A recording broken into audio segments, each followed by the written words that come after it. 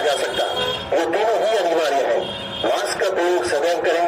Covid नियमों का पालन न करने पर आपके विरुद्ध वैधानिक कार्रवाई का पालन करें। भीड़ न लगाएं, अनावश्यक रूप से बाहर न घूमें। कोविड नियमों का पालन न करने पर आपके विरुद्ध